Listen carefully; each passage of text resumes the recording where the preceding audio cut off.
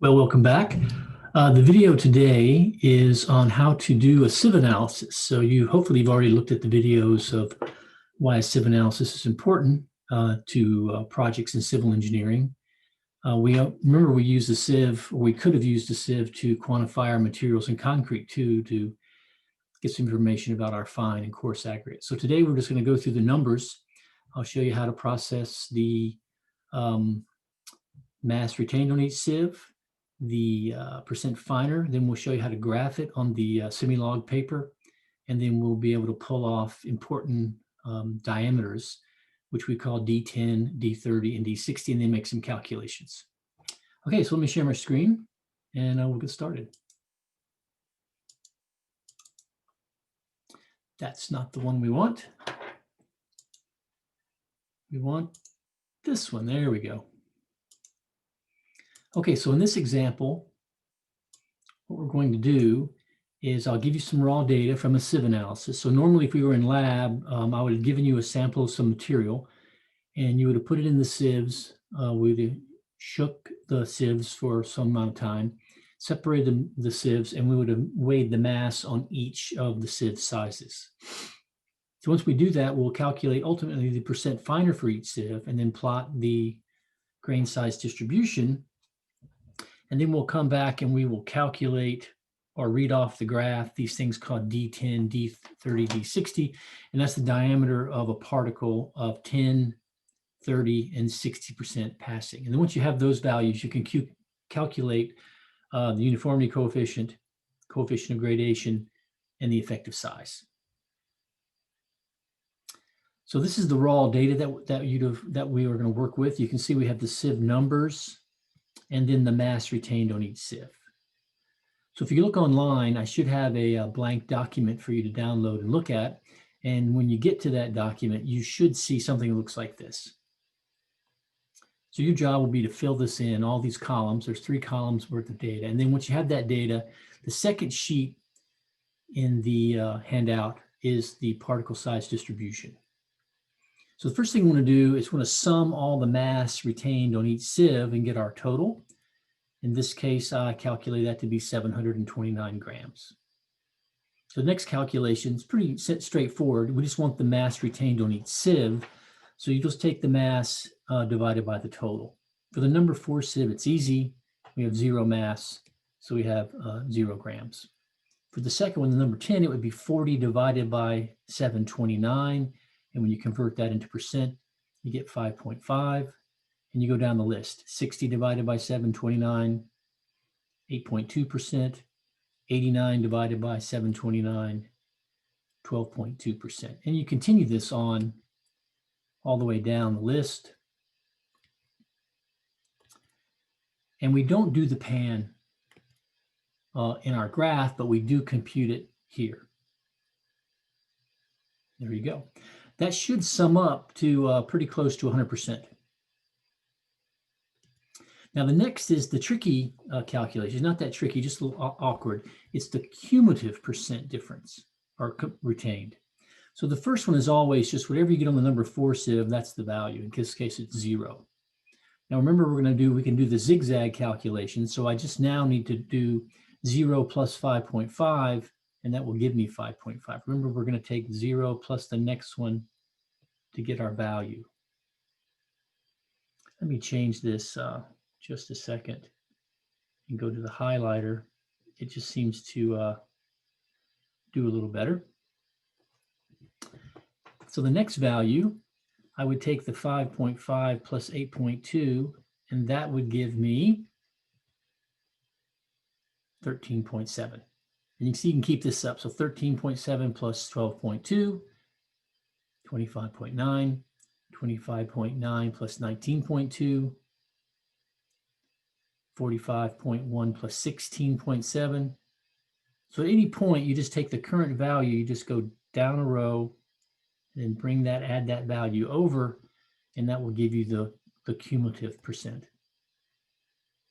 So when you get through at the end, when you get to the pan, you ought to have near 100%. So I had a little bit of round off there. That's okay. You don't have to worry about it too much. But you want to get near to 100%. So I'd say that's the most challenging calculation. The final one, the percent finer, is again, fairly straightforward. You're just going to take 100% minus the cumulative percent. So 100 minus 0 is going to be 100. 100 minus 5.5, 94.5, and you just keep that down the list. So what you're going to see now is it's going to kind of flip it over. So when you get to the pan, really 100 minus the pan should be really 100% cumulative percent. You should get near 0. In this case, I get just a little bit extra. So this becomes the important thing now. We want to plot in the next part. We want to plot the sieve number versus the percent finer. And that's what we'll do next. Now that piece of paper that I gave you is already delineated with the sieve sizes on it in terms of the numbers. There is a table in the notes that will take the sieve size and convert it into millimeters. You might have to do that, or you will have to do that next time when we develop a spreadsheet to do this for us. But for now, you can just use the spreadsheet. And when you plot these numbers onto the semilog particle size distribution graph, you should get a graph that looks something like, oh, I'm just reiterating the numbers, looks like this. It's got kind of a smooth surface most of the graph, and then it has a little jog down at the bottom. So hopefully your graph looks something like that. Okay, so the next part will be to pull off what we call the D10, the D30, and the D60. So that'll be the characteristic diameter, that's what D stands for. For 10 would be 10% passing. So draw a line. It'll be easier on the graph. There's actually a line visible, but you can just look at that 10% passing line, find where your graph crosses that, and then drop down to the scale. Now remember, we talked about this in the note. This is a logarithmic scale. So I know that right now I'm between 0.1 and 0.2, and it's kind of in the middle. Remember, we all should get 0.1 something, and the second decimal place is the one that we'll all make a little slightly different guess on. I guess 0.15. So again, we should all get 0.1. The second decimal place, the 0.5, that's the guess. So this is a two significant figure calculation. So now we want to do D30, so that's 30% passing. So I found the 30% line. Find where it crosses my curve, drop down. And you can see I'm still between 0.1 and 0.2. Remember this mark right here, that's 0.2. I'll just go ahead and say 0.3, 0.4, 5, 6, 7, 8, 9, and then 10, which would be 1. That's a power of 10. So that's, remember, I just want to remind you how that scale worked.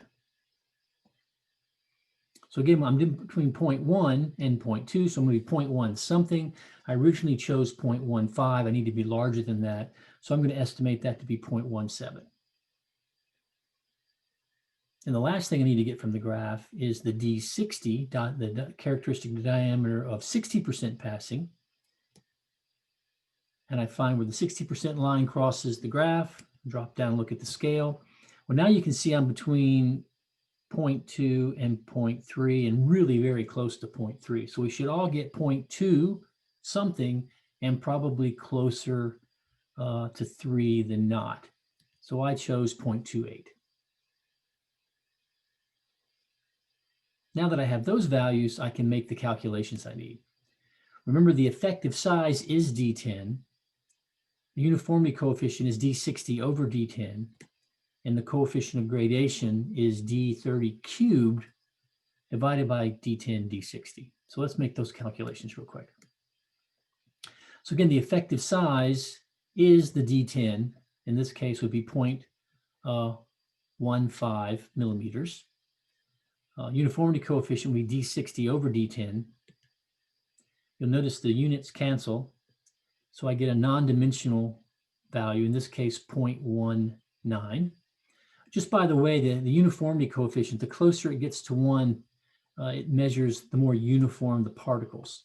So if we did a particle size distribution graph on, say, a bag of marbles, all the same size, you'd find that the D10 and the D60 were the same.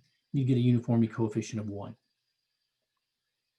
And the last term we calculate is called the coefficient of gradation. In this case, again, the units cancel, and you'll see you've got millimeters squared, 1 in the denominator, or actually 2 in the denominator. In this case, you get 0.69. So that's how you can work the example problem. So again, it's rhetorical if you have any questions, but if you do, please let me know. There's other videos in the part 1 and part 2 for the description of how to do these calculations. There's another example problem there. And of course, you'll have a couple to do for your next homework assignment. So I'll stop sharing the screen. Again, let me know if you have any questions. Until next time, remember to be safe and take care.